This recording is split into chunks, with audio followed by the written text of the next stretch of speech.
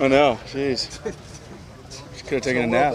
The 59-yarder, was that something that you asked coach to try, or he was like, get out there, it's a good measuring stick, or what? Yeah, I mean, that's what preseason's for, I think realistically, game management, you probably don't hit that kick during the season in the first quarter of a game. It's a low percentage kick, but that's what this time of year is for. We had a good wind behind us. I hit the ball well that way in warm-up. And my operation's been outstanding, so I was like, you know what, let's do it. Why not? And fortunately, when I kind of put my confidence out there, they take it, and they let me have it. Even though you're healthy now, hitting that ball the way you hit it, did that sort of reinforce how you felt about your recovery? Yeah, I mean, I've felt good all camp, but, the way to get better at this position is to see kicks go in. And so the more kicks go to the uprights, the better. And, I like to say that getting a long one out of the way early makes every kick easier. It makes every kick look shorter. So I think it's always important to put one out there in the preseason. When you went back and looked at the film on that, how far could you have made it? How long we actually don't get that angle. I've heard people say that it had, 6-7 more yards on it. I know I hit it well. We had a favorable wind that way. And so, the bottom line is it went in from 59, so that's what I'll take. Was it pretty cool to see Coach call a timeout to give you that chance? Yeah, that was awesome. I didn't want to rush that kick. When I looked up at the clock and there's only about 8 seconds left, I looked over at him, and I think DA and Rizzy kind of understood the strategy there, and I don't think I had to say anything for them to do it. They would have done it anyways. So, I think going the other way probably wouldn't have kicked it, so they knew how bad I wanted it, so it was good. Any thoughts, after the surgery, hey, will this affect my ability to get distance? Any of that kind of run through your mind? Well, of course, all that ran through my mind, but, I've been kicking now for 8 weeks or so, and, I've been able to kind of quiet that pretty easily on my own, and that's all that matters is, if I'm able to prove it to myself out in the field and feel good day in and day out, there's no looking back. Well, you look forward to kicking in the dome again? Friday? Yeah, man, I'm so excited to get back in there. Last year was tough being away from that stadium. It's the best stadium in the league, and it'll be pretty sweet to get back in there. What was it like watching Blake's 81-yard play? Man, that was a missile. Blake's got a freaky talented leg. That's no secret to anybody. So, but like I said last week, this time of year is about building momentum, building confidence in yourself and your operation, and I think the three of us are doing that right now. So I'm happy for all of us. Well, what's your approach as far as kickoff? I mean, obviously, you can have touchbacks every time. Is there a certain distance that like percentage-wise, that's what you're going to hit? I mean, like as far as depth, or what is your approach with that? I mean, it all depends on the returner. Our strategy changes from game to game, so I don't really have a specific answer for that. But we have different styles of kicks that we go into every game with. Game planning off the returner. So Atlanta's got a good one, so I'm sure we'll have a game plan for him.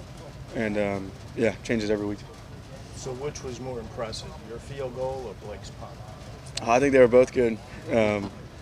Well, ask Blake the same question, see what he says. But I'm happy for both of us. I mean, like I said, it's good to get big balls under our belt there. It's been a while since you had a chance at the end of the game. Are you really looking forward to? I mean, I guess that's for guys in this league that do what you do, live for. Are you looking forward to it? Yeah, I mean, look, I feel like I've had my best camp here in 7 years, and I'm confident with the way I'm kicking. I don't put any more pressure on myself from kick to kick. I live for those moments. That's why I do what I do. Man, that's why we signed up to be kickers, to have that pressure on us, and whenever that comes, I'll be ready. So, do you ever develop a relationship at all with Morton Anderson? Do you know him? Yeah, Morton and I have talked multiple times. He comes back to a lot of games. He lives in Atlanta. I have a lot of respect for Morton, so anytime I see him, I try to pick his brain. Did you all give a game ball, by the way, to Zach the other day for his first tackle? No, well, we don't do game balls when we lose, but we got a game ball in the special teams room for him. Yeah. He reminded us of that tackle, for sure. That's right. Well, just a quick follow-up on the 59-yarder. You were saying you didn't get the angle. Do you wish there was more technology with, like Sunday Night Football, I think, does, good from 64, even if it was a 58? Yeah. So actually, I know the TrackMan guy very well, who does the Sunday Night Football, right? Yeah. That's cool technology. But, you know, at the end of the day, if he goes in from 30 or 59, you know, it's just I don't really care what it's good from as long as it's good from where I'm kicking. But, yeah, I mean, that's cool to know. I mean, we do a deal up with my kicking coach, Jamie Cole, every year, and TrackMan comes out, and we like to have fun with that so you can, you know, get the ball traveling the furthest. So, health and strength is one thing, but does the form go away at all during rehab, and you have to get that back too, or as soon as you were strong, did you feel like you were kicking exactly the way? Well, I mean, anytime you don't do something for a long period of time, you got to relearn how to do it. You know, I've been kicking for 15, 16 years now, so fortunately it comes back quicker than most things. But man, once I felt good, it was just a matter of just kind of restarting, going back to the basics and finding, you know, that groove I was on before I got injured. And fortunately it happened pretty quick. And yeah, like I continue to say, there's not really looking back on any of that. I feel really good. How much goes into the shoe process? Yeah. Well, a place, you know, in the Dome, not much.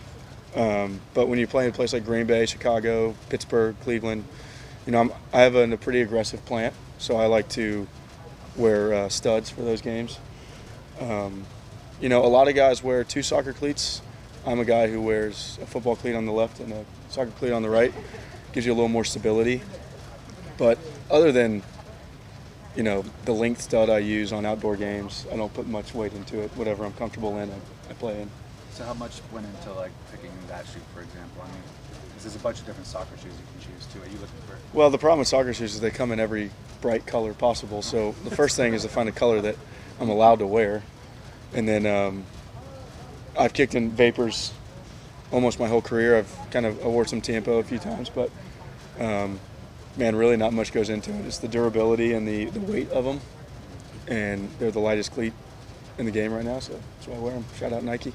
Is this one in particular for multiple years, or is this new for this? I've used this one, well, since the last time I kicked. So it's been sitting in the locker for a long time, but I rotate them, and probably, like, on an average season, I'll wear 2 pair of cleats. I hate breaking in cleats because kickers wear a shoe size a half size too small just because you want surface area on the ball. So I don't enjoy breaking cleats in, so I try to wear them as long as I can, and then, you know, if the coloration goes bad or, you know, something tears on, I'll switch them. What's the process of breaking them in? Is it just wearing them, or do you have other ways to do it? Break them in? We have some shoe stretchers in the equipment room, but put them on, let your toes bleed for a little bit, and hope they're good by game days. Well, you Yeah. ever watched the old film of like Tony Fletcher and those guys kicking barefoot? You know, I've seen pictures of it. I've never seen film of it because it's been that long since guys have done it. I have zero interest in kicking barefoot. You never even tried it? No, I've got no interest in kicking barefoot. I stick with shoes. That's what's allowed. And socks. Yeah, socks too. All right, cool. All right, guys. Thanks, Will.